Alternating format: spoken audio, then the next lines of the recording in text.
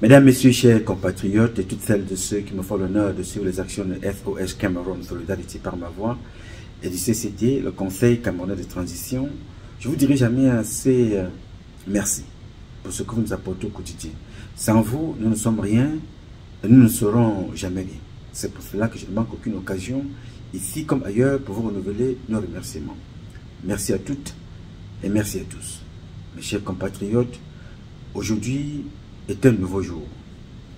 Moi, je suis un homme béni et je suis convaincu que beaucoup d'entre vous le sont aussi. Béni ce jour d'être en vie et d'être parmi nous. Quelles que soient les conditions financières, quelle que soit votre santé, mais si vous avez le souffle de vie, ça veut dire que Dieu vous a béni. Parce que nous dit-on régulièrement, quand il y a espoir, il y a vie. Donc, je vous invite donc à glorifier Dieu et à célébrer la vie. Mes chers compatriotes, et dans cette volonté d'avoir espoir et de garder espoir, hier, il y a un compatriote qui était étonné. Hier après-midi, heure des États-Unis, qui m'avait laissé un message et j'ai rappelé de suite. Il m'a dit que moi, je ne m'attendais pas que tu m'appelles. Et je n'étais pas sûr que tu allais même lire mon message. Et j'ai répondu à ce compatriote en disant,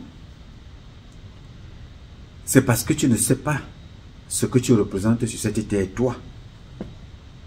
Tu ne sais pas. Il y a deux choses que tu devrais savoir. Ce que tu représentes sur cette terre et le pays dans lequel tu te trouves et pourquoi tu te retrouves là-bas. Je suis aux États-Unis, ce n'est pas une promenade de santé. Je sais que je suis important aux yeux de Dieu. Et l'importance que je me donne, moi, je donne la même importance à mon frère qui est au Cameroun, à ma soeur qui est en France, à mon frère qui est en France, à mon compatriote qui est en Belgique, qui est en Allemagne, qui est en France. Vous savez pourquoi? Parce que le simple fait que nous soyons noirs à l'extérieur est un motif d'assassinat, est un motif de détestation, est un motif de haine, est un motif de jalousie. D'abord par les autres qui n'ont pas la même couleur que nous, mais ça s'accentue encore vis-à-vis de nous-mêmes. Donc quand quelqu'un m'appelle au téléphone et me laisse un message, je dois rappeler de suite. Pourquoi? Parce que je me dis qu'il est en danger. Parce que être hors de notre pays, nous sommes en guerre. Pour survivre, même plus pour vivre. Nous sommes en guerre pour la survie. Donc quand un compatriote m'appelle, je me dis, il est en danger. Il a besoin d'être écouté. Il est en danger, il a besoin que quelqu'un lui parle. Il est en danger, il a envie de se confier. Il est en danger, il a envie d'une aide. Ce n'est pas toujours forcément pour les finances. Ce n'est pas forcément pour le matériel. C'est parce que on a envie d'être écouté par l'autre. Alors je lui ai dit que, vous savez, les Français et les Occidentaux, en général, ont copié quelque chose chez nous. Les assistantes sociales. Ce n'est pas français. Les assistantes sociales, c'est un comportement naturel chez les Africains. Chaque Africain, à la base, est un assistant social. Vous savez pas ça, n'est-ce pas? Les Français, les Occidentaux ont copié ça chez nous. Parce qu'à l'époque, chez nous, je vous parle de ça avant d'aller dans le vif du sujet pour lequel je vous entretiens ce matin. Il est très très important. Alors à la base chez nous, chaque Africain est un assistant social. Chaque Africaine est une assistante sociale. Parce que à la base chez nous, en Afrique, quand tu avais un problème, tu allais te confier à ta tante, avec laquelle tu t'entendais beaucoup. Tu allais te confier à un cousin. Tu allais te confier à la deuxième femme de ton père. Tu allais te confier à ton grand frère, à ton cousin, à ta cousine, à une amie de tes parents. Tu allais te confier chez eux. Voilà ce que j'ai fait à la maison. Avec mon père, ma mère m'a fait ceci, ma tante m'a fait ceci. Alors qu'est-ce que faisait la tante ou le parent que tu allais voir? Ce parent-là quittait et allait voir les parents, te laissait à la maison, allait parler aux parents. Vraiment, il y a ta fille qui est venue me voir. Il y a ton neveu qui est venu me voir. Vraiment, voici comment est-ce que vraiment je suis venu te parler. Vraiment, ce sont les enfants qui grandissent aussi. Plus ils prennent de l'âge à maturité, voilà, le comportement change. Essaye aussi un peu de modérer, s'il te plaît. Quand la tante ou l'oncle va parler à l'un de tes parents, il ne partira pas avec toi. Ce qu'il va, il parlera avec les parents, il ne viendra pas te dire. Tu vois un peu? Et il viendra te chercher, il va te ramener à la maison. Et devant les parents, il va te parler autrement. Alors ici, à la maison, il faut apprendre que tu es chez les parents ici. Tu ne payes pas le loyer ici. Tu comprends? Ici, ce sont tes parents. Tu dois respecter les parents. Tu dois écouter ce que disent les parents. Tu dois rentrer à la maison à l'heure, tu dois laver les assiettes, tu dois faire ci, tu dois faire ci, tu dois faire ça. Tu vois? Ce que elle te dit là, elle te l'a dit de l'autre côté, mais sous un autre ton. Mais elle ne te dira pas ce qu'elle a dit aux parents, parce qu'elle a parlé aux parents d'apprendre à te respecter aussi, parce que tu prends de l'âge. Vous voyez un peu comment ça se passait avant? Tu as un problème avec ton mari. Tu quittes. Tu vas voir ses parents. Ou tu vas voir l'un de ses cousins. Ou son oncle. Ou sa mère. Sa maman va te laisser à la maison. Elle ira voir son fils. Écoute-moi. Cet enfant que tu vois là a aussi des parents. Il faut avoir un comportement. Ce n'est pas chaque jour, mon Dieu, tu tapes sur elle, mon Dieu, tu tapes sur elle. S'il lui arrive quelque chose ici, tu feras comment? On ne tape pas sur la femme. Hein? Ça ne se passe pas comme ça. Tu fais très très attention. Quelle est cette façon-là de parler à une femme? Mon Dieu, tu tapes, mon Dieu, tu tapes. Et ça, devant les enfants. Un parent normal, c'est comme ça qu'il va agir. Et maintenant, il va vous appeler tous les deux. Et il va vous parler. C'était ça, le rôle de nos parents. Aujourd'hui, pourquoi ça a diminué entre vous?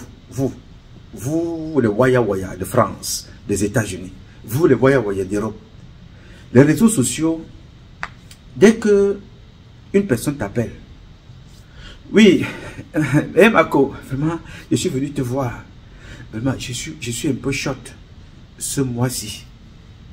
Est-ce que tu peux me trouver $50? Ouais. Mais ma chérie, vraiment, les $50 que tu me... J'avais même $50. Si tu m'avais vu hier, je t'aurais donné $50. Mais je vais voir après, je vais te rappeler. Ok. Dès que tu sors de là, avant que tu n'arrives chez toi, elle aussi prend le téléphone. Hein? Hein, Bri? Oh, tu sais pas qui est venu me voir? Aïe, aïe, aïe, aïe, aïe. Vraiment, je ne croyais pas. Mais c'est Catherine qui est venue me voir. Elle est venue me demander $50. Je te jure, quand je la voyais, quand tu la vois bien habillée là, vraiment bien coiffée, elle monte et descend, elle est venue me demander $50. Tu peux croire ça? Même ce qu'elle ne t'a pas demandé, tu vas raconter. Oh, son mari ne lui donne pas l'argent, son mari dort dehors. Elle ne t'a pas dit tout ça, mais tu inventes tout, tu racontes.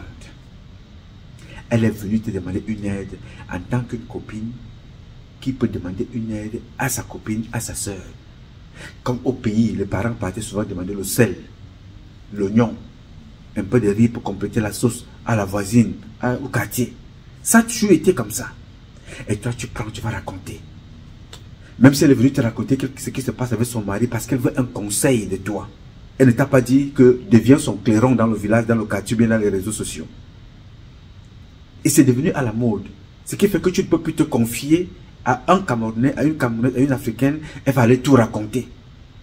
Alors les assistantes sociales en France, une assistante sociale française ou occidentale, elles ont déjà des sujets préécrits. Quand tu vas la voir, c'est que tu as un problème avec les enfants. Quand tu vas la voir, c'est que tu as un problème avec ton mari. Quand tu vas la voir, c'est que tu as un problème de logement. Quand tu vas la voir, c'est que tu as un problème de divorce. Quand tu vas la voir, c'est que tu as un problème de papier. Tout ça est déjà préparé. Dès que tu viens la voir, elle va te mettre dans une case. Te mettre dans une case, tout ça, il y a déjà des trucs prédéfinis pour trouver des solutions. C'est au niveau étatique. Mais au niveau familial, c'était notre travail. C'était comme ça chez nous. Mais vous avez tout gâté avec le Congo-Ça, avec les mauvais comportements. Alors, je disais donc à ce compatriote que quand j'appelle, et quand on me rappelle, quand j'appelle, quand on me laisse un message, je rappelle tout de suite. Mais c'est parce que je sais qui nous sommes, d'où nous venons et où nous sommes, le pays dans lequel on se trouve. Nous sommes aimés parce que nous sommes utiles. Nous ne sommes pas aimés par amour de Dieu, comme Dieu nous aime. Nous sommes aimés parce que tu joues dans une équipe nationale en France, on doit te prendre parce que dès qu'on a fini, on commence à t'insulter. Comme ça se fait avec Mbappé. Il n'est pas là parce qu'il est très bon seulement, il est là parce qu'il est utile et très bon. Quand on n'aura plus besoin de lui, on va l'insulter. Tous les Noirs de l'équipe de France sont sortis avec une histoire. Tous, sans exception. insulté, humilié, sali. Donc, c'est un comportement normal de ma part que quand tu m'appelles, je rappelle parce que je me dis toujours que quand tu m'appelles, tu es en danger, il faut que je t'écoute. Pas parce que je peux tout résoudre, mais parce qu'il faut que je passe aussi le message quelque part, s'il faut qu'on alerte. Et si ça doit passer par moi, je dois le faire. Si je dois faire un geste, il faut que je le fasse. Si je dois aider, je dois aider. Mais ma première réaction et action, c'est d'abord de t'appeler, de t'écouter. Même si je vais te rappeler après, il faut d'abord que je t'appelle. C'est humain. Et c'est normal. Je voulais vous raconter cette petite histoire avant d'aller dans le vif du sujet. Alors, le vif du sujet ce jour, c'est que je voudrais partager avec vous une vidéo. Le coup d'État qui est prévu, d'après l'auteur de la vidéo, le 20 mai 2025.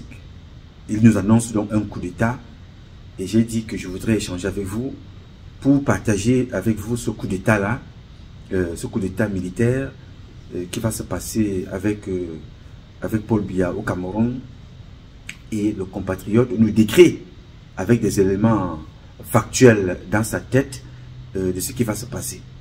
J'ai suivi, je me suis dit je voudrais échanger avec vous et nous allons commenter par la suite. Écoutez le compatriote et regardez. Bonjour mes frères et sœurs camerounais. Nous sommes le lundi 24 février 2025. Je m'appelle Molière Wandi Tanke. Je suis né le 24 mars 1982 à Yaoundé au Cameroun. Je suis socialement bien entré au Cameroun. Je suis marié, chef d'entreprise, marié, chef d'une très grande famille, chef d'entreprise, colleur de roue, laveur de voitures, restaurateur. Je suis bien entré au Cameroun. Je sais de quoi je parle. Et mon entreprise est située à 2 pas de 2 commissariats. Donc c'est moi, c'est bien moi. Voilà mon passeport camerounais. Voilà mon passeport. Je ne sais pas si vous voyez bien. Voilà mon passeport. Voilà mon passeport camerounais. Je fais cette vidéo parce que je fais toutes ces précisions parce que ce que je vais dire est très grave. Mais il faut le dire. C'est ma mission, c'est mon devoir. Le 20 mai 2025 qui vient, dans moins de 3 mois, il y aura une tentative de coup d'État au Cameroun. Pendant que nos lions seront rassemblés au boulevard du 20 mai, certains de nos lions, pas tous les lions, parce qu'il y en a beaucoup, pendant que certains de nos dirigeants seront rassemblés au boulevard du 20 mai en attendant le chef de l'État, son cortège sera intercepté par sera intercepté sur la route du boulevard par une force de feu pas possible. On va tirer, ça sera terrible. Au même moment, dans des coins de la ville, des quartiers populaires de la ville, des brigands vont attaquer sans distinction les populations dans les carrefours. C'est bien sans distinction. Un peu comme les microbes font souvent à Douala. Ils vont attaquer les gens et ce sera comme ça, ça va créer un vent de panique parce que ça sera dans beaucoup de coins de la ville. Aux 4 coins de la ville, ça sera partout comme ça. Ce jour, dans l'arrière-pays, dans certains coins de l'arrière-pays, il y aura une sorte de vendetta tribaliste. Un peu comme ce qui s'est passé à Meyo la semaine dernière, où on a retrouvé un jeune égorgé. On ne sait pas qui l'a tué, on ne sait pas comment, mais ses frères ont décidé d'aller se venger sur les biens d'une autre communauté. Ça sera comme ça dans tout le pays, une espèce de guerre tribale. Je le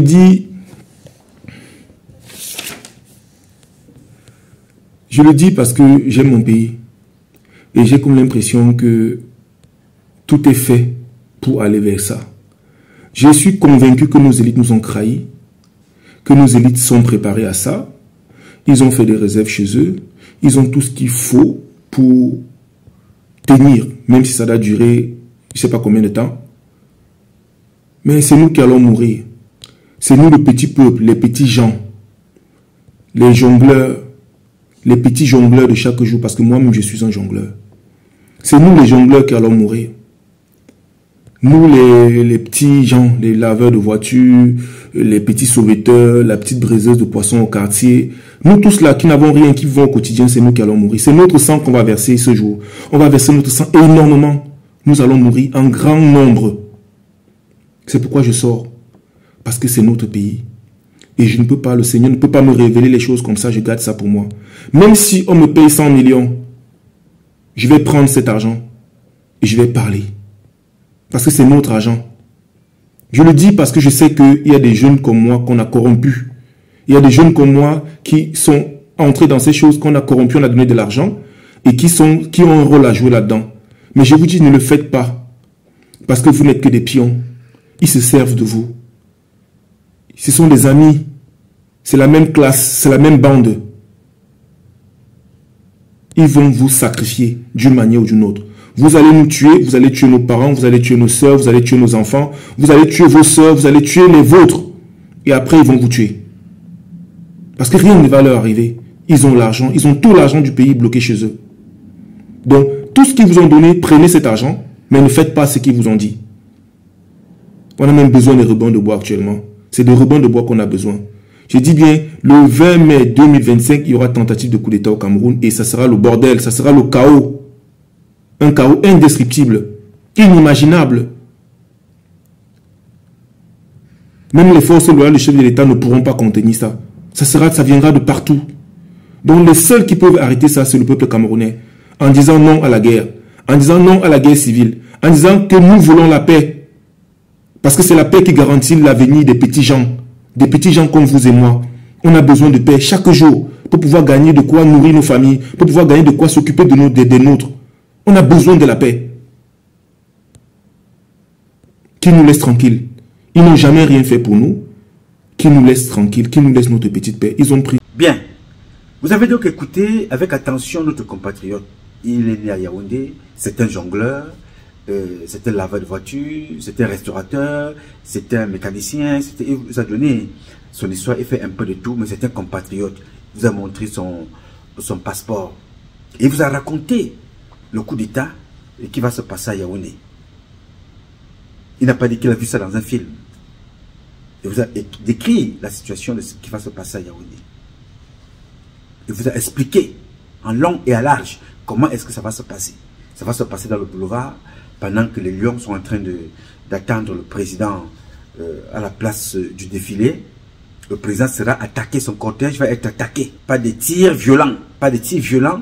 Un commando va attaquer la voiture, le cortège du président de la République. Si je m'en tiens à ce qu'il nous dit dans son texte que je vais relire et que j'ai pris certains extraits et que je vais partager avec vous. Alors il dit que pendant que certains seront rassemblés au boulevard du 20 mai, le cortège du président sera attaqué, violemment attaqué. Il y aura des tirs pas possibles. Ce sont ces termes, des tirs pas possibles. Et au même moment que le président sera attaqué dans un coin donc de la ville, des quartiers populaires de la ville, une des brigades qui va attaquer, vont attaquer la population dans les carrefours, sans distinction, comme le font à Douala les microbes. Il dit, ce jour, dans certains coins de l'arrière-pays, il y aura une sorte de vendetta du tribalisme. Un peu comme ça s'est passé à Meyo la semaine dernière. Le jeune qui a été à Meyo la semaine dernière, vous avez suivi pas mal d'interventions à ce sujet-là. Je vous dis que Bacham est témoin parce qu'il a coupé ici, à ce nid-là. Il a donné 4 coups. Ici, jusqu'ici là. L'œil-ci était percé. Comme ça jusqu'ici. Il a donné ici, il a encore donné ici. Et Bacham avait 75 000 francs dans ses poches, à moi en demandant quinzaine. Il avait son téléphone Android dans la poche, a dit qu'il en a. Son problème c'est de recueillir le sang. Et quand il avait tué Bacham, moi j'ai parlé que c'est l'homme qui a payé le bon Mikoussi ici là. Zao Oma. Nous sommes dans l'insécurité à me sentir. Voilà, monsieur Allo, je ne suis pas en train de mentir. Ce qui concerne me sentir au niveau de Moyo, je suis mieux formé parce que mon travail, c'est de venir à 7 h, fermé à 20 h. 7 h, 20 h. Donc, le monsieur est parti On est allé chez lui. On est allé chez lui. On ne voit plus rien. Rien que un petit matelas comme ça là. Donc, un garçon, Azout Tobo, m'a donné 16 ans. Il avait eu le temps, tout le temps de regarder comment les gens de me sentent sous, comment ils sont. Un des nena là. Bekarfo commandant, Benevonton. Ils sont là pour l'heure 2000. Je vous dis que nous sommes en sécurité à Moyocentre, à Borobam. À ceux qui n'ont malheur ni n'a, devant Dieu et les hommes, je dis la vérité. Et lundi, j'étais à Yaoundé. J'ai voyagé avec son frère là. Moi, je ne savais pas qu'il voyageait aussi. Je suis venu là où il vend la tomate, celui qu'on allait tuer le jour l'avant-hier. Je suis venu, je lui demande que mon frère, c'est tu es Bamoun.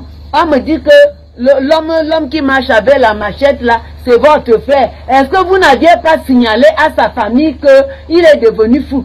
Il m'a dit qu'il était à Ebolova.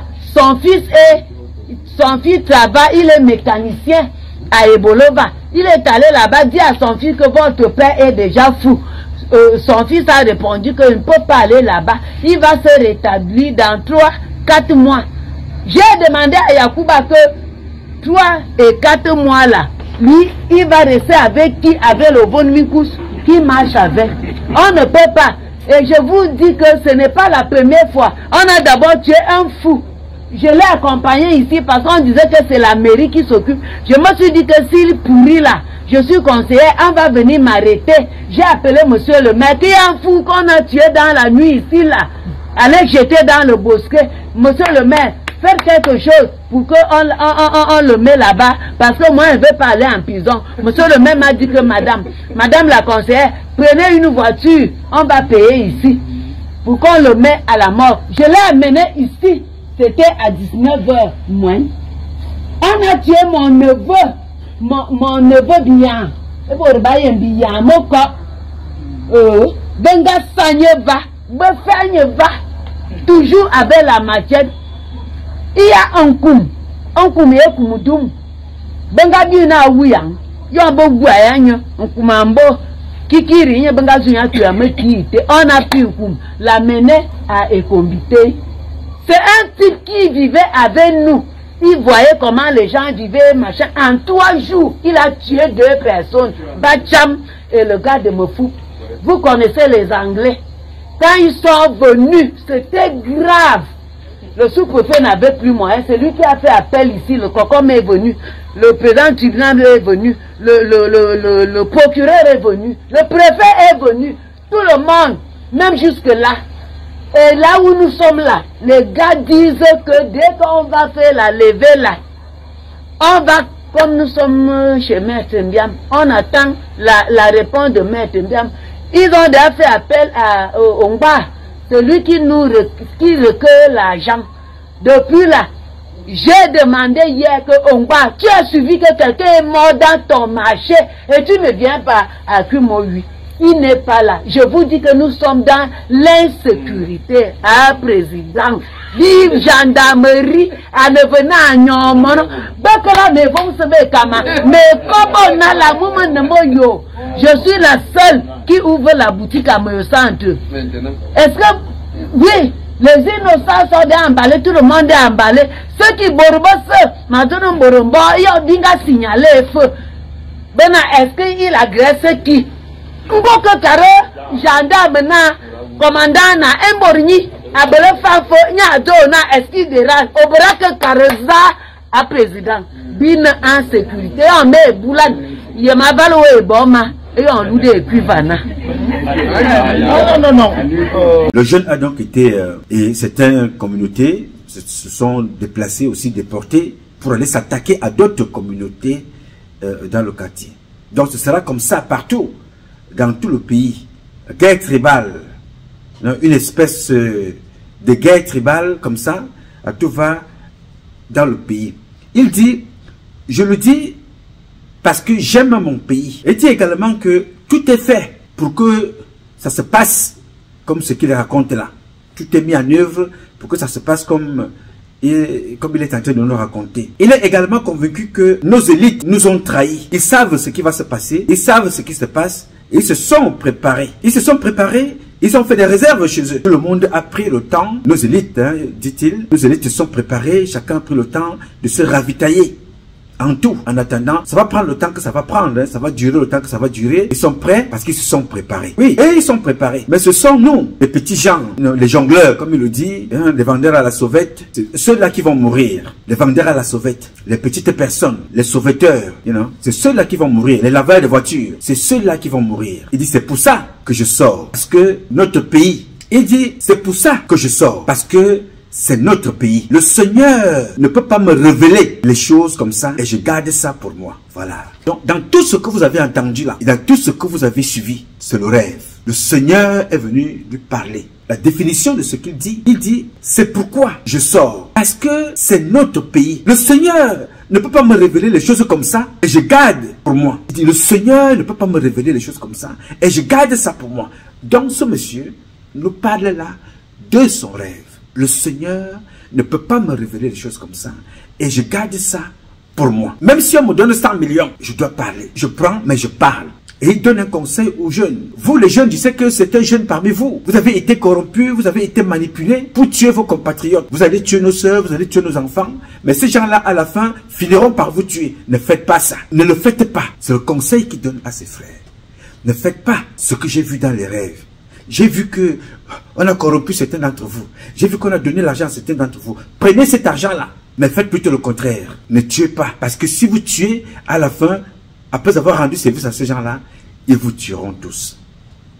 C'est ce que ce compatriote nous dit. Il dit, même les forces loyales, les forces loyalistes du président ne pourront pas contenir ça. Ils ne pourront pas. Parce que ça va être très violent. Mais les seuls qui peuvent changer la donne, c'est le peuple. C'est le peuple qui a le pouvoir de changer la donne. Alors, je voudrais ici, vous savez, chaque Camerounais, comme je le dis toujours, dans son domaine respectif, a vocation à apporter sa contribution pour un Cameroun nouveau dans notre pays. Je veux saluer le courage de ce garçon de venir dire ce qu'il est venu dire là. Ce n'est pas un rêve, ce n'est pas un rêve, c'est une réalité, frangin. Ce n'est pas un rêve, tu n'as pas rêvé, ce n'est pas un rêve. Le coup d'État a déjà eu lieu. Le coup d'État a déjà eu lieu, certains l'ont expliqué sous d'autres formes. Je vais t'amener ce compatriote qui avait expliqué le coup d'État au Cameroun. Et nous allons continuer par la suite. Écoute, frère, et j'invite aussi les autres à écouter parce que je réponds. Là, j'accompagne le propos de ce compatriote. Écoutez et regardez. Peu importe son état, tout le monde se limite. Le coup d'État a plusieurs phases. Le coup d'État politique a eu lieu quand on a réussi à couper le président Biya de la base du RDPC. Il ne contrôle plus rien au RDPC. Le deuxième coup d'État a eu lieu quand il a signé les hautes instructions. C'est ce que j'appelle le coup d'État administratif. Donc, à travers les hautes instructions, on peut vous faire gober tout ce qu'on veut et la République donne l'impression d'être debout et que le président agit. Pourquoi agir sur hautes instructions là où le peuple a besoin de vous voir et de sentir qu'ils sont gouvernés? Le coup d'État économique a eu lieu. Vous avez vu, le président Biya a hérité de près de 100 sociétés d'État. Toutes ont été mises en faillite par ses amis et toujours par le parti, le RDPC. Le coup d'État institutionnel. Vous voyez ce qui s'est passé à l'Assemblée nationale, où on a décidé de passer outre. Les tests disent que c'est le président de l'Assemblée nationale qui nomme le secrétaire général de l'Assemblée nationale. On lui a imposé un secrétaire général qui d'ailleurs est dans les couloirs du TCS pour détournement et autres. Donc il y a eu un coup d'État institutionnel. On a imposé un neveu du président pour avoir le contrôle de l'Assemblée, parce que Kava semble être un homme un peu rebelle sur les bords. Et au Sénat, une autre grosse institution, on a pris un légume, on a placé là-bas, Mavame Boutou, je ne sais pas, il doit avoir même 100 ans. Il est l'aîné du président, c'est l'oncle du président. Et vous voyez comment fonctionne cette institution. Et le dernier coup d'État qu'il vient de réussir, c'est l'humiliation de la justice. L'humiliation de la justice militaire. L'humiliation des militaires de haut rang. Quand on amène un monsieur comme le juge Sikati, assez de dire. Bien, vous avez donc écouté la définition, l'explication de ce compatriote qui explique de façon scientifique ce qui s'est passé. Mais en d'autres termes aussi, le coup d'État a eu lieu depuis, frère. Il a eu lieu et continue d'avoir lieu tous les jours. Les Camerounaises et les Camerounais sont tués. Je ne sais pas si ce compatriote sait qu'il y a une femme qui avait été, avant celui dont tu parles à Meyo, il y a une de nos compatriotes à Yafor qui avait été, elle était gardienne de prison. Ça s'est passé devant vous. Vous avez vu ça. Il y a nos compatriotes qui vivent ce que tu décris là, qui s'est passé à Meyo, qui le vivent tous les jours. Donc le coup d'État, depuis 82, se passe tous les jours au Cameroun. On tue nos compatriotes, frères. On égorge les femmes au Cameroun. On viole en plein jour. On détruit nos valeurs éducationnelles.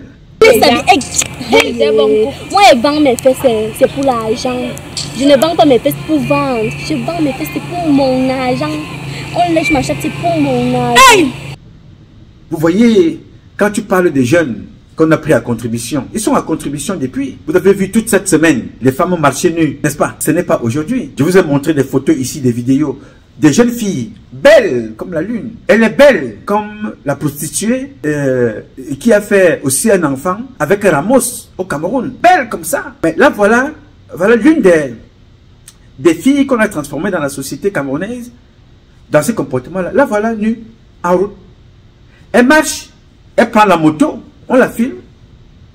Après, quand elle va arriver chez elle à la maison, après cette action-là, vous avez vu que certains de ses parents sont venus expliquer, essayer de défendre ce comportement. N'est-ce pas? Ça n'a pas empêché que hier soir, hier matin, toute la journée, vous ayez des vidéos d'une autre dans la poubelle, complètement déshabillée. Elle prend sa perruque, elle s'essuie, se nettoie les parties intimes, elle lève le soutien devant dans une poubelle, devant tout le monde. Elle n'est pas folle. Non, ce sont des conditions. Parce qu'une folle, quand on la voit, on sait. Mais celle-là, elle n'est pas folle. Ce sont des conditions. Donc, c'est un coup d'État contre nos valeurs éducationnelles, contre nos valeurs traditionnelles, contre nos valeurs culturelles. C'est un coup d'État, frère, qui a été fait depuis dans les réseaux sociaux. Vous les voyez avec les influenceurs. Quand vous regardez la mort de Cabral Nandip.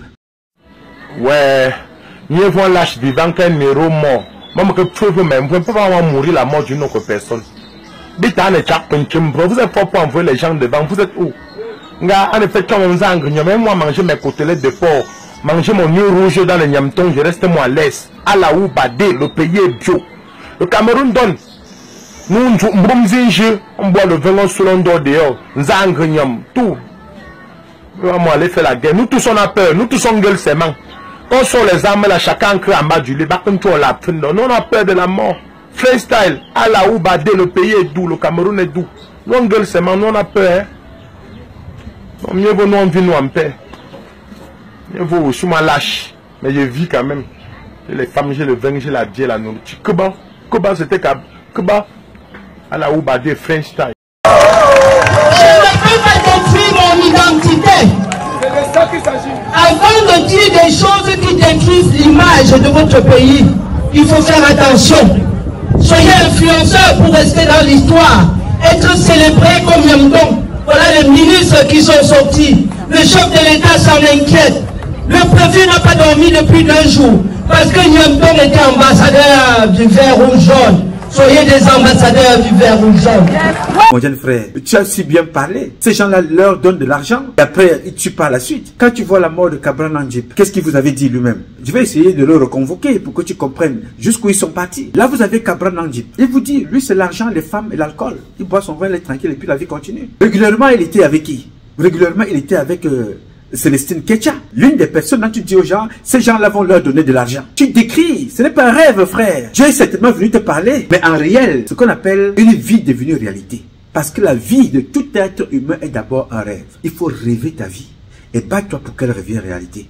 Mais la nôtre est une réalité tragique. Oui, frère, c'est une réalité tragique. Après Cabral Nandip, tu as vu toutes celles de ceux qui ont suivi. Quand tu parles des jeunes, qu'on a corrompu avec l'argent. Les Madame Cooper sont passées, les comédiens sont passés, les jeunes ont été liquidés. Dès qu'on finit de t'utiliser, on te liquide. Regardez celle qu'on a envoyée faire pipi dans le coq en plein jour. On a fini avec elle, on a demandé de l'exposer. C'est ce qu'on leur a demandé de faire. Ils ont essayé ça avec moi, j'ai dit non. C'est pour ça qu'ils essayent d'envoyer celles qu'on a fini d'utiliser et on veut les exposer. Oui, frangin, ton rêve est réel parce que c'est une réalité que tu vis au quotidien. Mais quand tu dors, cette réalité-là te revient. C'est une réalité quotidienne. Ils s'entretuent entre eux. Les ministres sont assassinés. Doudou Ndoké est assassiné. Les préfets sont assassinés. Comme vous avez vu... le préfet Lundu assassiné. Les préfets sont assassinés, d'autres enlevés, comme vous avez vu avec le préfet Roland Ewane. Ça se passe là devant vous. Donc ce que tu es en train de décrire, c'est ton quotidien. Ce n'est pas un rêve. Ton rêve est réalité. Le président lui-même, quand tu dis qu'il a été attaqué, quand tu vois les ministres s'insulter, se critiquer, tu as vu sur les plateaux Mbargangele. Qui est Mbargangele? C'est un monsieur qui est là depuis près de 60 ans, lui aussi. Dès qu'il met en place un gouvernement, dans les 48 heures qui suivent, il réunit le conseil des ministres au palais de l'unité pour rappeler les orientations qu'il entend donner aux membres du gouvernement nouvellement mis en place, pour suivre et exécuter les directives en vigueur qu'il a déjà données. Mais que faisons-nous? J'ai été jeudi au sud-ouest, à Moutenguene. Entre Yaoundé et Moutenguene, ça a été un calvaire. Un calvaire pour circuler. Je n'avais jamais vécu cette situation auparavant. Pourquoi? Le président a donné des orientations, a donné des instructions. Il y a des membres du gouvernement en place. Que faisons-nous pour le développement de notre pays? Quand tu regardes ce qui se passe avec les militaires sont impliqués dans les braquages. On a braqué un homme d'affaires là-bas à l'est du Cameroun. Un homme d'affaires de l'ouest a été braqué là-bas à l'est du Cameroun. On vous fait comprendre que les militaires qui l'ont braqué sont les militaires de la sécurité militaire, envoyés par certains officiers supérieurs. Ça se passe au Cameroun. Le coup d'État est déjà là. À partir du moment où vous apprenez que des responsables d'État sont impliqués dans un assassinat de Martinez Zogo, quels sont ceux qui sont impliqués, mon jeune frère? Mais on te parle du patron du renseignement camerounais, Maxime Koueko. On te parle des officiers supérieurs, Justin Darwin. On te parle des hommes d'affaires qui sont impliqués, Amoko Belinga, à tort ou à raison, qui sont impliqués. La situation est grave. Donc ce que tu décris est déjà en action, est déjà acté, en train d'être réalisé. Des gens qui violent leurs propres enfants. Le docteur Pechoko. Le coup d'État est là. Des gens qui tuent leurs propres enfants. Pour des postes, pour des responsabilités. Vous avez suivi l'affaire du docteur Njolo, qui a livré son propre fils devant tout le monde. Je dis toujours ici ce qui m'est donné comme information, parce qu'ici c'est une plateforme. Je ne connais pas le docteur Njolo. Je ne le connais pas. Ça va retrouver ici. J'ai partagé avec vous un enfant qui était là tranquillement, et finalement, il est assassiné comme ça. Le docteur Njolo, un jeune et beau garçon intelligent, parce que son père a rejoint des cercles compliqués. Après le docteur Njolo, vous avez suivi ceux qui ont suivi. On a retrouvé un préfet ou un sous-préfet avec la balle dans la tête, mort chez lui. Après ça, vous avez appris qu'il y a un autre là, le directeur, une même société. On dit que le directeur est mort. Quelques jours après, le sous-directeur, le directeur adjoint meurt aussi. Tout ça, c'est grave ce que vous êtes en train de raconter, frère. C'est très grave. On vole les corps dans des hôpitaux. Vole les cadavres dans des hôpitaux. Est-ce que c'est nouveau? Ondondon, aujourd'hui en prison. Dans les rapports de police, pour une affaire qui n'avait rien à voir, le chez lui avait été perquisitionné. On a retrouvé le corps de quelqu'un dans son congélateur. Ce n'est pas moi. Je dis encore une chose, c'est que vous me donnez des choses ici, je lis. Ce n'est pas moi qui le dis. Il est en prison. On dit pour une autre histoire qui n'avait rien à voir, il s'est retrouvé avec un cadavre tout entier dans sa maison. Ce n'est pas aujourd'hui donc le coup d'État. Les Camerounais vivent le coup d'État depuis 1982. L'enfant d'un président de la République vient vous dire en plein jour, je suis une prostituée. Je sors de l'hôtel la nuit pour aller chercher des clients. Je prends le chauffeur, je prends le garde du corps, je vais avec eux. Je n'ai pas la chance avec les hommes. Maintenant, je vais avec les femmes. Si tu veux sortir avec moi, tu me donnes 20 000 euros. Oui, monsieur, elle vous le dit là. Comme disaient certains internautes, ho-ha. Donc le coup d'État est déjà là. Le coup d'État est là, mon frère. Où une femme accouche des enfants, 3 enfants. Écoute bien l'histoire, 3 enfants. Il n'y a pas de couveuse. On met les 3 enfants dans un carton parce qu'il faut changer d'hôpital. Les enfants meurent. C'est déjà grave. Mais plus grave, les heures qui suivent, le président de ce pays-là, dont tu parles d'être attaqué, c'est pas même attaqué à tout moment, vraiment, ce serait une très bonne chose. Le président de ce pays, qui a appris que les enfants sont morts, et son épouse ont appris, elle aussi l'a appris, que les enfants sont morts dans un carton. Tu sais ce qu'ils ont fait le lendemain? Ils ont fait signer un document qui demande qu'on donne 1,8 milliard et poussière à un entraîneur qui a été sanctionné au Cameroun. Ou c'est constationné, ou c'est constatuteur, ou c'est, on ne sait pas comment on appelle le nom de ce type-là. 1,8 milliard ont été signés avant ou après la mort de ces 3 enfants. On ne signe pas pour acheter des couveuses. On donne l'argent à quelqu'un en Europe. C'est grave, n'est-ce pas? Le coup d'État a eu lieu depuis. Il n'y a pas que ce que je te dis là. Les détournements sont énormes. Les ministres dénoncent ça. Vous avez suivi le ministre de l'économie adjoint qui est allé au nord, dit que les gens ont détourné 2 milliards.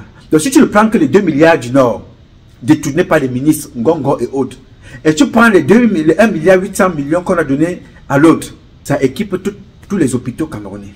Tu ajoutes à ça les 100 millions que Paul Biya a donné à Obama, qui a une fausse structure dénoncée par un prophète, qui a écrit une lettre qu'il a envoyée au gouverneur pour que le gouverneur envoie au ministre et que le ministre envoie au président. Hiérarchiquement par là, 100 millions sont allés dans l'air. Alors quand tu parles de coup d'État et quand les gens vont prendre des armes, commencer à tuer des gens partout, ça se place en plein Yaoundé. Des gens sortent avec des armes, vont agresser des gens au quartier. En plein Yaoundé, ça se passe. Les gens vont braquer, les officiers supérieurs vont braquer des ministres dans leur maison. Moi, j'ai des comptes rendus. Et Yeba ici a été braqué dans son bureau, n'est-ce pas? À un officier supérieur camerounais, ils sont allés lui prendre de l'argent au bureau. Et avec cet officier supérieur-là, ils ont entretenu ils sont devenus des amis dans les actions de braquage des biens de l'État. Vous ne pouvez même pas imaginer à quel degré. Je vais revenir sur ce volet-là un peu plus tard avec des documents et des preuves à l'appui. Je te donne là un exemple pour que tu comprennes le degré de ce que tu racontes. Tu comprennes la gravité de ce que tu racontes. Les officiers qui sont dans des braquages. Je t'ai parlé de l'Est. Je t'ai dit que le coup d'État que tu dis est dans tous les niveaux. Dans les bureaux, des officiers camerounais sont rentrés dans le... Quand tu parlais d'immigration, on parle d'immigration ici. Elle est instrumentalisée et organisée, immigration clandestine, par des officiers supérieurs qui, dans leur propre bureau, on organise les faux documents avec la signature du ministre. On prend un document vrai, on fait 150 visas avec faux visas. Parce que le ministre lui signe un document vrai pour quelqu'un qui part en mission. Et après ce document-là, on fait avec ce document-là 150 autres visas. Par mois, on peut en faire comme ça 300. On peut en faire 100. On peut en faire 50. On peut en faire 20. Et ça a duré des années et des années. 5 millions de francs CFA par visa. Est-ce que ça, c'est encore une structure, un État géré? Quand ce sont les autorités qui sont impliquées. Je vais vous donner, cette histoire-là est une histoire réelle. L'agression, le braquage à l'Est, c'est une histoire réelle, avec preuve à l'appui. Dans la résidence, dans le bureau de Yeba ici, il a sorti lui-même de l'argent pour une histoire qui lui a été racontée par un officier supérieur. Il a pris, il a donné. Avec cet officier-là, ils ont créé une organisation de braqueurs. Lui-même, hein, après avoir été frappé par l'officier en question, lui-même aussi, il a rejoint le gang de cet officier-là. Ils sont devenus les plus grands braqueurs au Cameroun. Et Yeba ici et cet officier et d'autres qui constituent sa bande. Ça se passe au Cameroun. Tu apprends qu'il y a une association des voleurs de terre, de terrain, de maisons. Ils viennent, ils observent ton terrain, ils prennent des références, ils vont dans le bureau de Yeba ici avec sa bande de cabinets extérieurs, un peu partout, ils fabriquent des faux documents. Un faux titre foncier sort. Tu comprends qu'ils sont en train de construire sur ton terrain des immeubles. Vous avez vu ça à Douala? Le footballeur camerounais de Lions Indomptables a été victime. C'est Laurent Essou qui a arrangé l'affaire pour qu'on ne parle pas de Yeba ici dans les journaux. Un joueur de l'équipe nationale du Cameroun. Et Yeba ici a frappé ce gars-là de beaucoup de millions. C'est Laurent Essou qui lui a dit non, remets l'argent très rapidement. Remets ça rapidement. Et Yeba a donné. La situation est grave dans les hôpitaux. Et on a complètement substitué nos valeurs au point où il faut tuer ton enfant pour que tu puisses évoluer. Il faut donner le corps, il faut donner la vie de ton enfant. Il faut donner ta femme, il faut donner ton fils. Le coup d'État est là depuis. Regarde quand tu parles des jeunes. Regardez ce qui se passe aujourd'hui avec vous. Regardez ce qui se passe aujourd'hui avec vous. Tout est frelaté, des boissons empoisonnées. On fabrique tout au Cameroun. Il y a des beignets caca, n'est-ce pas? Il y a le coq aux urines. On injecte le formol à l'intérieur. On injecte les bananes. Comme on peut t'injecter, toi l'humain, on injecte les bananes, on injecte le formol, on injecte les avocats, on injecte tout au Cameroun, n'est-ce pas? Et le ministre du Commerce est là. Il empoisonne le peuple camerounais. Tous les jours, on regarde. Et les mêmes sont toujours là. On serait dans Ayoba Yop, Ayoba Yop, et Ayoba Yop. Et on vous envoie, quand tu parles du tribalisme, frère, dans ton document américain, ce n'est pas un rêve que tu nous racontes, là. C'est la réalité que tu vis au quotidien que tu nous racontes. Ce n'est pas un rêve, frère. Je salue à deux mains ton courage. Je te salue à deux mains. Je me mets au garde de vous. C'est ta vie que tu racontes. C'est notre vie que tu racontes. C'est la vie du Cameroun que tu racontes. Et tu as pris le courage de monter ton passeport, de monter où tu es. Ce n'est pas un rêve. Aussi, c'est un rêve. Ce rêve-là est réalité même avant de devenir rêve. Parce que tu dors la nuit, tu revis ce que tu vis dans la journée. Nous sommes dans un pays qui offre la mort. Le Cameroun, le pays qui offre la mort. C'est ça. Tous les budgets sont volés. Tous les ministres presque sont des voleurs. Tous les citoyens sont impliqués, sont appelés à contribution. Et toutes celles de ceux qui tentent de parler deviennent comme ce que disait Jean-Bruno Tailly. C'est-à-dire que vous souffrez, mais ceux qui décident de dénoncer votre souffrance, on vous envoie s'attaquer à ces personnes-là. Oui, mais c'est ce que Jean-Bruno Tailly avait dénoncé. Donc, tu es dans la même lignée de ceux qui ont pris leur courage de venir s'exposer sans citer le nom de personne. Mais tu as dit et décrit toute la situation du Cameroun. Avant que tu n'écrives ce document, quand tu parlais de guerre tribale, tu as vu ce qui s'est passé à Fouman. Est-ce que tu as suivi ce qui s'était passé à Fouman? Tu as suivi ce qui s'était passé avec les Arabes Choua, les Mborolo et nos frères du Grand Nord? Personne ne fait rien. Tu as vu ce qui se passe à l'est du Cameroun, les incursions avec les anti-Baraka et les Baraka. Non, personne ne gère rien. Tu vois ce qui se passe dans le Nozo. Les armes sont vendues là-bas, sont vendues par les autorités. Et même quand les autorités savent et reconnaissent, que font-ils pour dédommager, pour apaiser les familles? Rien. C'est organisé. Donc ton coup d'État que tu as eu en rêve est un coup d'État réel. Parce que c'est un rêve qui est devenu réalité. Ils ont tout tué et ils continuent. Dans tous les domaines. Et ils ne vont pas chercher loin. Ils prennent des militaires. Ils envoient en contribution. Et on les tue par la suite. Voici Serge Étoile, le monsieur que tu vois là, frère. Il était lieutenant. Il a livré sa femme que tu vois là. La belle femme que tu vois là. Morte. Après, il devait suivre son fils. Quand il a posé des questions, on l'a pris lui-même. Et toi, on a pris sa vie. Et on a pris celle de son petit-fils, son propre fils que tu vois là. Le beau garçon que tu vois là. Et quand l'enfant là est mort, on a pris sa grand-mère qui était la mère du lieutenant qui a vendu toute sa famille. Toute une famille a été décimée par le système là. Par le président que tu vois, qu'il était en train d'être attaqué. Son cortège était en train d'être attaqué. Il a été tué. Toute la famille a été tuée. Il ne sera pas le premier. Jean-Louis Mabenga, un lieutenant, tué par un autre lieutenant appelé Mbia.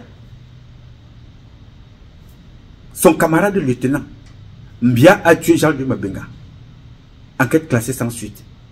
Après ça, le frère de Jean-Louis Mabenga a été aussi lui-même retrouvé mort devant la porte de sa chambre. Ses parents accusent la femme de Ngongo Ferdinand et Ngongo Ferdinand. Pourquoi est-ce que nous pouvons considérer que c'est vrai cette affaire? Parce que dans la maison de Ngongo Ferdinand, on a retrouvé le corps d'un jeune garçon de 24 ans. Enquête classée sans suite. Alors, si ce n'est pas un coup d'État dans nos valeurs, qu'est-ce que ça peut être? Ici, aux États-Unis, tu tues quelqu'un, on viendrait d'abord t'arrêter et l'enquête va suivre son cours. Si tu veux sortir, il faut une caution pour que tu sortes. Maintenant, pendant ce temps, l'enquête suit son cours.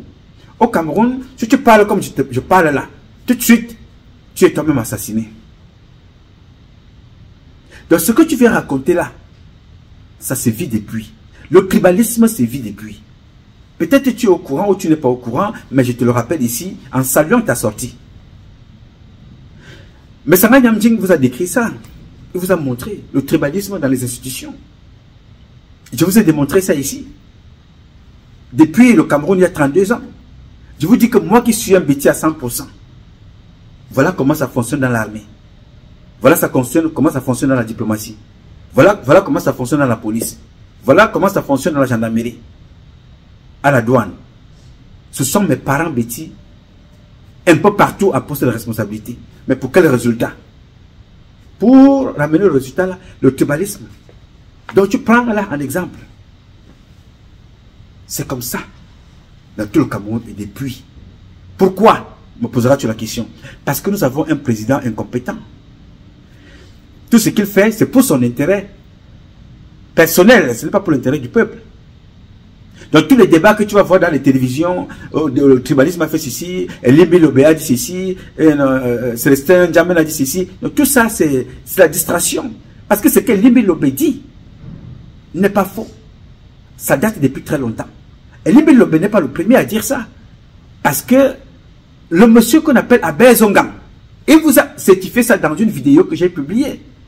Il dit que nous avons donné le poste à tel, et nous lui avons dit de nommer rien que les Bassa. Chez nous, dans notre village, si ce n'est pas un Bamileke de mon village, on jette dans l'eau. Donc, quand tu dis ça, c'est entretenu. Alors tu me poseras la question, alors comment faire pour arrêter tout ça? Oui, pour arrêter tout ça, il faut passer par un coup d'État populaire, c'est-à-dire une révolution populaire. Oui, c'est ce coup d'État-là que tu es en train de voir. Et c'est ce peuple qui est en train de se lever que tu es en train de décrire. Pour que ce peuple-là reprenne en main son destin. Parce que après Dieu, le peuple, le souverain premier, le peuple est le souverain second. C'est ce peuple-là qui doit reprendre son destin. Parce que le peuple est en train de vivre le coup d'État de ses valeurs tous les jours. Si vous regardez les réseaux sociaux, vous voyez le comportement de certaines filles qui viennent vous parler de l'intimité, des parties intimes. C'est devenu normal. La plupart de ces influenceuses-là, il faut venir te parler pour que tu puisses durer au lit. Ben, voilà ce qu'il te faut. La République regarde. Les femmes du gouvernement regardent. Le ministre des Affaires sociales regarde. Tous ces ministres la suivent. L'éducation, ils suivent ça. Pourquoi laisse-t-il faire? Parce que ça rentre dans le cadre, ça fait partie des éléments qui sont là pour détourner l'attention du peuple, pour déstabiliser le peuple, pour détourner nos valeurs, pour les travestir. Travestir nos valeurs, c'est leur mission. C'est pour ça que tu ne verras pas les ministres parler, puisque ces ministres-là ne servent pas la République. Ils servent leur hégémon central. Ils servent leurs démons. Ils ne servent pas Dieu. Donc j'ai voulu échanger avec toi pour te faire comprendre que ce que tu dis est réel. Ton coup d'État est réel.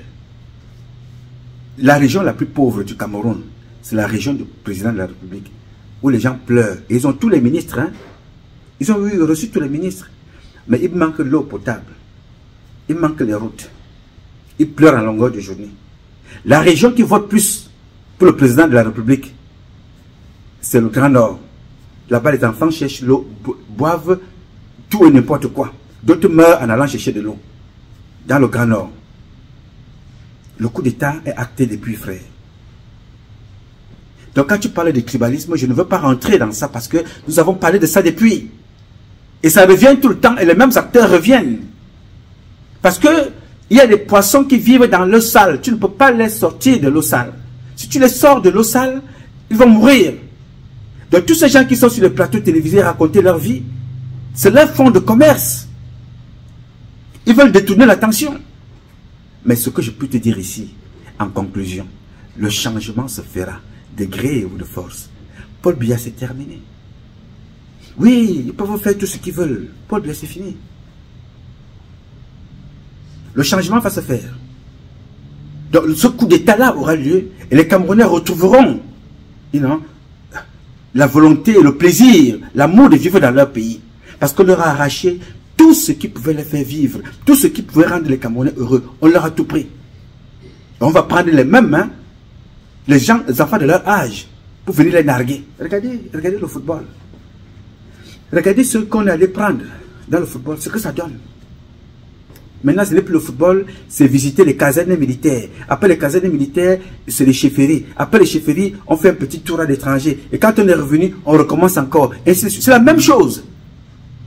Vous demandez à ceux-là que vous avez été footballeur. Grand footballeur, ma soeur, tu as été. Grand footballeur, mon frère, tu as été. Où est ton complexe sportif chez toi? portant ton nom. Je suis grand footballeur Jean-Philippe Odurusu. Voici un complexe que j'ai offert aux enfants de mon village. C'est où? Tu ne verras pas. Ils sont exactement dans la même direction que M. Biya. Dans le village de Biya, il n'y a rien. Il n'y a rien dans le village de Biya.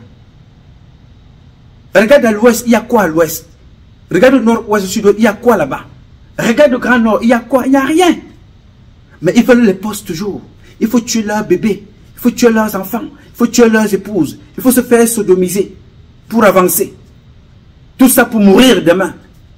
Même pas de mort naturelle. Ils vont t'anticiper, ils vont te tuer. Alors de quoi parles-tu, frère? Tu défonces une porte ouverte? Tu défonces une porte ouverte, frère. Tout ce que tu as dit est réel. Il va donc falloir que les dignes fils et filles de la République qui se reconnaissent vont prendre le contrôle de ce pays. Et c'est pour bientôt. Non, je voulais te dire ça. Je voulais te dire que c'est pour bientôt. J'ai voulu échanger, partager ça avec vous, vous dire que je suis très fier que les Camerounais comme ça sortent aujourd'hui. Ils sortent. Et je suis content de moi. Je suis fier de mon frère à Paris. Parce que je suis fier de toutes celles de ceux qui ont pris leur courage de déblayer la route. Que certains viennent aujourd'hui sous couvert d'un rêve pour venir parler de ce qui va se passer ou de ce qui se passe. Que certains viennent sous couvert d'une communication, venir dénoncer. Que certains viennent sous couvert de plaintes, venir nous permettre d'aller un peu plus loin, utiliser des plateformes internationales pour exprimer ce qui se passe au Cameroun. Je suis content de vous et de votre courage. Il y a 32 ans, j'étais seul ou presque. On me prenait pour un fou qui racontait tout et n'importe quoi. Aujourd'hui, vous êtes nombreux. À plus de 50 ans, j'ai fait beaucoup d'enfants parmi vous. Alors quand je me lève le matin, je suis heureux de voir des enfants comme ça se lever et parler et décrire ce qui était considéré hier comme la jalousie. Dénoncer qu'on n'a pas l'eau, on était jaloux. Dénoncer qu'on a l'insécurité, on était jaloux. Dire qu'il y a le tribalisme, il y a les imposteurs en fonction, on était taxé de jaloux. J'étais taxé de tous les noms d'oiseaux. Mais aujourd'hui, je suis fier que certains parmi vous se lèvent, prennent leur courage à deux mains, sous couvert des rêves, devenus réalité. Sous couvert de la réalité, devenu un rêve. Parce que quand ce garçon parle là, il se dit que je ne sais pas si je vis un rêve. Ce que je suis en train de voir là, je ne sais pas si je suis en train de vivre un rêve. Oui. Malheureusement, c'est un rêve tragique. C'est la tragédie de ton histoire, la tragédie de ta vie. C'est la tragédie de ton histoire. C'est la tragédie de ta vie que tu es en train de vivre devant tout le monde. Et tu as voulu partager ça avec nous tous. Je te dis merci beaucoup et bravo. Alors mes chers compatriotes, vous qui me faites l'honneur de m'écouter au quotidien, j'ai voulu partager cette histoire avec vous. J'ai voulu partager ce rêve, qui n'est pas un rêve, qui est une réalité avec vous. J'ai voulu partager cette réalité, partager un rêve avec vous. Mais je sais que chacun d'entre vous, au même titre que ce compatriote, vit la même chose. Vous avez vu les femmes des ambassadeurs qui sont persécutées dans leur foyer. Vous avez vu les femmes des ministres qui ont été assassinées dans notre pays, le Cameroun. Vous avez vu des femmes directeurs des grandes sociétés assassinées comme des poules. Ça se passe au Cameroun. Allons-nous laisser ça continuer? Non. Qu'est-ce qu'il faut faire? Il faut se mobiliser. Est-ce que le nombre compte? Non, ce n'est pas le nombre. C'est une poignée qui décidera du devenir de notre pays. Je compte sur toi pour faire partie de cette poignée. Moi, j'ai fait partie. Donc, s'il y a 10, je suis 10e ex-aequo. S'il y a 5, je suis 5e ex-aequo. Mais je suis dedans pour un changement. Et le changement là se fera. Et la transition se fera. De gré ou de force, elle se fera. Rien ne peut nous stopper.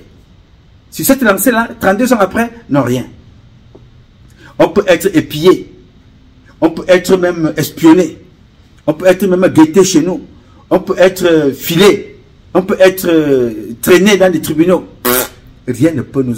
Non, tu ne peux pas te laver et jouer sous la pluie et avoir peur d'être sali et être mouillé. Non, non, non, non, non. Quand tu parles comme je parle là, attends-toi à répondre à n'importe quel niveau. Et devant, c'est Dieu qui sera ton avocat. À tous les niveaux. Tu ne peux pas aller jouer sous la pluie et dire que tu ne vas pas être sali. Il ne faut pas taper la boue, ne va pas te salir. Non. La boue, même si tu portes un beau costume comme le mien là, tu marches comme ça là. C'est-à-dire que en faisant le nyanga, La jalousie va vouloir que quelqu'un, même par jalousie, vienne te salir. Mais il va salir le vêtement. Il ne peut pas salir ton âme. Non. Il ne va pas salir ce qui est là-dedans. Il ne pourra pas toucher ton esprit. Parce que ton spirit, c'est Dieu qui le contrôle. Donc soyez fiers d'être vous-même. Le combat que nous menons est un combat de tous et de chacun. C'est pour notre intérêt à tous. Pour que nous puissions vivre bien, comme ceux qui sont aux États-Unis. Comme ceux qui sont ailleurs. Ne sont pas mieux que nous au Cameroun et en Afrique en général. Alors je compte sur vous pour que les choses changent. C'est pour ça que j'ai voulu partager avec vous cette petite vidéo que j'ai trouvée très très intéressante. Et son histoire trace notre quotidien. Malheureusement, c'est un quotidien tragique. Nous perdons beaucoup d'hommes, de femmes et d'enfants. Il faut qu'on y mette fin. C'est ce que je voulais partager avec vous.